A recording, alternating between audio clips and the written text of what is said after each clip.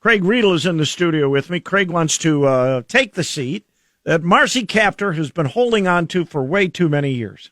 You can follow along by going to Craig Riedel forcongress.com. It's all spelled out. There are no numbers in there. Craig Riedel forcongress.com. He's also up on Facebook, and he's in the studio with me this morning. Thanks a lot for coming in. Appreciate it. Good morning, Fred. You know rule number 3, right?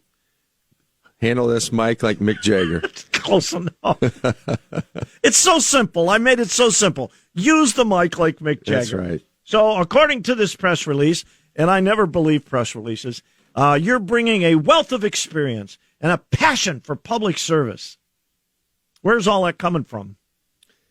I think it's just the way my parents raised me. Yeah. Right? Yep. So we're doing this, my wife, my family, because we believe in our hearts that we can help our country. And that's exactly why we're doing it. Now, you were in Auglaize County. I was down in Mercer County when I started my radio career, so I'm kind of familiar with all of those little places down along in there. That's a lot of farm country down in Auglaize, oh, goodness. isn't it? That's God's country down that way, you know. Families stay together, mom and dad stay married, kids go to college, and they come home, and they work, and they raise families right where they grew up. It's incredible. That's a great part of Ohio. So how does that translate into dealing, and this is going to be the worst part, dealing with the people in the industrial areas, union workers for the most part, like really right here in Toledo and Lucas County for a big part, and then Cleveland and some of the other cities you'll have to deal with. How do you translate those values to what they want instead? Well, you know, that's, Fred, I care about all jobs and families, and, you know, it's definitely different than, you know, West Central Ohio. You know, I live in Defiance. Yeah. And Defiance is a very blue-collar community, very blue-collar, and a lot different than Auglaize or Mercer County. Very much more similar to Toledo and this part of the northwest corner of the state. So, yeah, I mean, the way I'll approach this, Fred, is when it comes to like jobs, for instance, whether they're union, non-union, I'm going to give everything I can to help all of those families because they're all very important jobs. Well, and they all have different, I would say, needs, and they've been convinced that they have different wants because we get promised stuff all the time. Oh, you know, if you elect me, I'm going to make sure that you get this, and then I'll make sure you get that. Most of those things never come to fruition. We get a lot of giant plastic checks coming back to each of the districts, and that apparently keeps us happy. How is what you would do different if you get elected? Well, I'm very fiscally responsible. Fred, I believe in limited government, fiscal responsibility, free market principles. So, you know, I'm going to, again, when I say fiscally responsibility, you know, we have a national debt now that's over $33 trillion. It's running away. We need adults in the room that are going to make these difficult decisions because we have to make some incredibly difficult decisions. I believe in term limits. I'm not in this. I mean, I'm going to make those tough decisions, okay? I did it when I was at the State House as a state representative the last 6 years. I did it when I worked 27 years at Nucor Steel. I know how to balance a budget. My wife and I still sit down at the kitchen table and balance it every month. I know that's old school, but we're good. You have to. I mean, a lot of us do. That's the problem.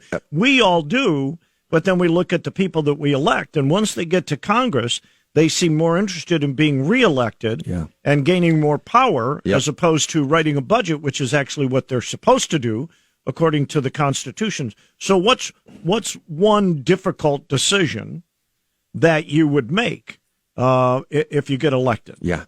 So we have to balance this budget, right? So that means we're taking, as a country right now, we're taking in $5 trillion as far as revenue goes. We're spending $7 trillion expenditures. That's where we're at now as a country. I'm pretty good at math. I'm an engineer, and that means we're down $2 trillion a year. Yeah. So that means it's not a revenue issue. It's a spending problem. So we have to bring that $7 trillion down to $5 trillion. That means everything has to get looked at. I mean, that means as far as cutting expenses, everything's on the table. And I know a lot of people don't like to hear that, but you know what? I'm going to be in Columbus this weekend for my granddaughter. I have 3 granddaughters. My youngest granddaughter turns 1 year old. I'm doing this for her. I'm doing this for future generations because we owe it to them. We can't. This is a moral issue, and everything's on the table. And I know people don't like to hear that, but I'm sorry. If we're going to be around as a country 100 years from now, we better start making these tough decisions today. All right. Before we take the break, then, the story we were doing before you came in, apparently the FRA, Federal Rail Association, or whatever the hell they're called, is going to do a comprehensive study, a blue ribbon panel study on rail lines between here and Columbus, here in Cleveland, here in Dayton, here in Detroit. Amtrak right now gets over $2 billion every year from the federal government so that they can stay afloat. They have revenue of $2 billion. They have costs of $4 billion. What would you do about Amtrak? Frankly, I don't think we need Amtrak. Okay, I mean, I don't know anyone who uses it. It's a guy like you would use it, yeah, I would think, to right. Save money. You'd ride that train, go to Columbus, serve your time, ride the train back every weekend. No, I wouldn't support like that. Joe Biden. Yeah, used to ride that train up to Connecticut all the time. Right. That's the only line actually of Amtrak that is actually successful and makes any money. Is that corridor, the Acela corridor. None of the others make money. No. Would you be in favor, then, of cutting the budget right out from under Amtrak? Absolutely. Yes, sir. Oh, I think this guy might have my... Or you can go to Craig Riedel for Congress.com. All right? You've been out fundraising and pressing the flesh, so to speak? Yes. Fred, are you concentrating on where they know you already because it's more comfortable, or are you up here in the war zone? Right. So I live in Defiance, Fred, but the district runs from Hicksville, Ohio, all the way to Vermilion, Ohio, and 8 counties. But no, I'm spending the majority, almost all of my time in the eastern side of the district. So Lucas County, Ottawa, Erie, Sandusky, spending most of my time there. We've been able to raise over $800,000 at this point. And is that enough? Because she's had a big war chest for a long, long time. She's got tons of money. Right. Backers from, if you look at the financial report, backers from other states, right. Texas and other places. Right. How do you combat that? Yeah, so we know to beat Marcy Kaptur, we know it's going to cost us at least $3 million. I mentioned we've already raised over $800,000. Most of that money that we've raised has come from Northwest Ohio. The majority of it. Marcy gets her money from D.C., right? So we're going to have those funds, and that's what it takes to compete with her. You got to have the resources to compete, and we're the one to do it, Fred. And you got to have a thick skin. Dear Fred, Craig Riedel, another contestant entering the soft-spoken, pantsuited one's octagon. Questions have to be answered to see if he can make it out of round one. Did you ever participate in war reenactment activities? If so, this guy has his tongue firmly in his... Did you play on the Allies or the Axis side? If you played on the Axis side, is there any photographic evidence? Were you east of the Appalachian Mountains from Maine to Florida any time from January 1st through January 31st? Or were you possibly an insurrectionist? And finally, did his teen ball team wear red ball caps when he was growing up? This will be said to be foreshadowing your MAGA tendencies.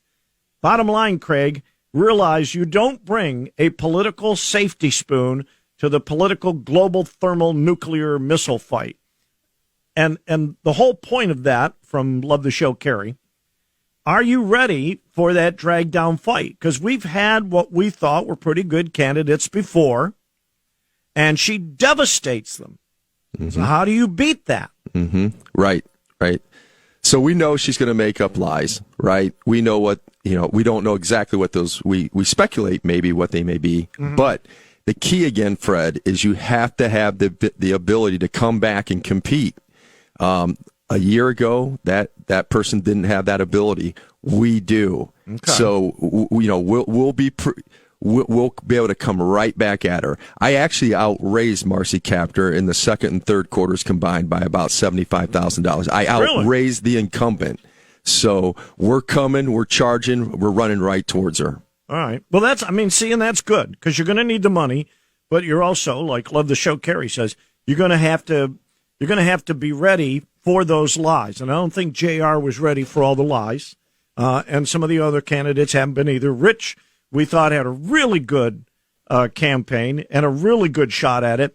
And then all of a sudden, out of nowhere, come reenactment photos, which have nothing to do with anything. Yeah. Are there photos out there of you doing stupid things?